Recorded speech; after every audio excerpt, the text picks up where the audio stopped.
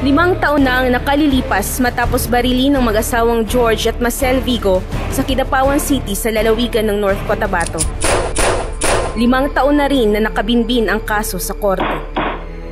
Ito'y dahil hanggang sa ngayon, di pa rin nakikilala kung sino ang pumatay sa mag-asawa. Hindi lamang ang kaso ng mga Vigo ang wala pang resolusyon ang korte. Ang iba nga sa mga ito, naganap 25 taon na ang nakakaraan. Ano ba ang ibig sabihin ng extrajudicial killing? Base sa paglalarawan ng United Nations, ito ay ang pagpaslang na isinasagawa ng mga government authorities tulad ng pulis, sundalo at mga paramilitary na hindi dumadaan sa prosesong legal. Isa sa pinakamatinding kaso ng extrajudicial killings ang naganap na pagmasakar sa 58 katao sa Sitio Masalay, Barangay Salman sa bayan ng Datunsay, Maguindanao noong November 23, 2009. Isang pangyayaring yumanig sa buong bansa at umabot sa iba't ibang sulok ng mundo. Isa sa mga nag-ulat nito ay ang Cable News Network or CNN. At least 18 reporters are among 57 people who've been killed in a massacre in the Philippines. Hindi lamang mga mamamahayag ang minasakar sa bayan ng Datunsay. Pinatay rin ang human rights lawyer na si Connie Jaime Brizuela na abogado ng politikong si Maguindanao Governor Toto Mangudadato. And grieving relatives blame a rival clan with links to the government.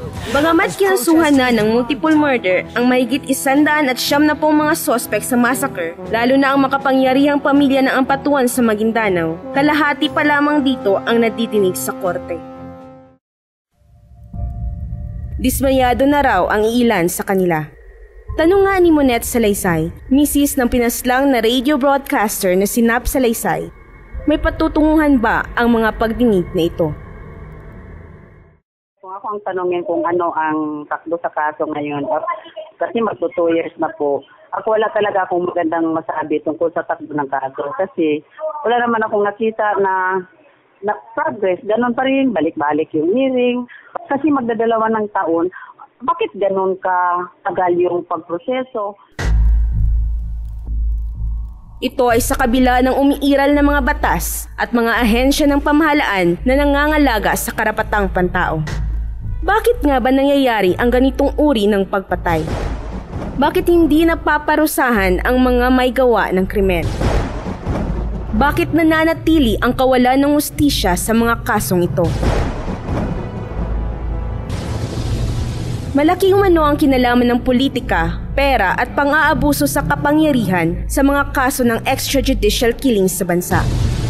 Ito ay ayon na rin kay Attorney Romel Bagares ng Center Law Philippines na siyang tumutulong sa pagsampa ng mga kasong kriminal sa mga sospek ng Maguindanao Massacre.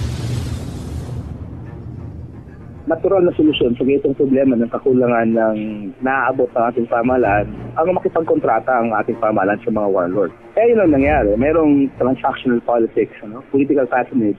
Unang dapat gawin ng pamahalaan siya pagpasok ng 2 taon ng anibersaryo ng Ampatuan ay pulihin yung mga nakakawala pa. May halos mahigit 100 pa yan na malaya pa yung mga akulhado. Yun ang unang gawin ng pamahalaan.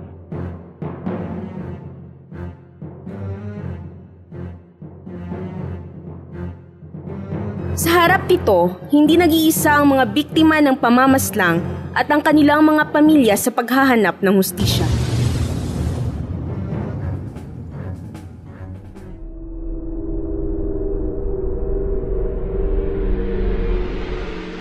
Maging ang civil society tulad ng United Youth of the Philippines Women o UNIFIL Women at ang Alyansa ng Kabataang Mindanao para sa Kapayapaan o AKMK, sumisigaw rin ng hustisya.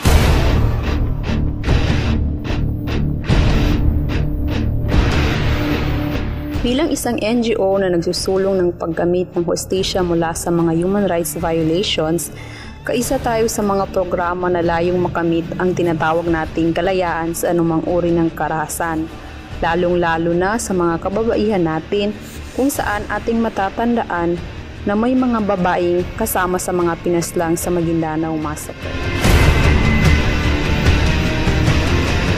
Kasama ng mga anak ng mga biktima ng karahasan, patuloy kaming naninindigan at kumikilos para makamit nila ang tunay na hustisya. Isa sa mga ginagawa namin ay paralegal assistance. Aside from that, nagkakandak din kami ng mga fact-finding or pagkuha ng mga datos ng mga extrajudicial killings. At saka kasama ng campaign din namin yung pagsisik ng justice ng mga biktima ng karahasang ito. Ang magkasunod na salaysay ni Norhana Kabagani ng UNIFIL at Aga Zacaria ng AKMK. Nananatiling isang malaking hamon ng extrajudicial killings. Ito ay dahil kinikitil nito ang pangunahing karapatan ng mga mamamayan, ang mabuhay na siyang kailangan sa pagsulong ng iba pang karapatan nila. Kailangan itong maprotektahan sa pamamagitan ng pagpasa ng mga batas nalilitis sa mga kaso ng extrajudicial killing. Pero hanggat di pa ito nangyayari, kailangang magsama-sama ang iba't ibang sektor upang makamit ang hustisya para sa mga biktima nito. Ako si Matet Norbe. Magandang araw sa inyong lahat.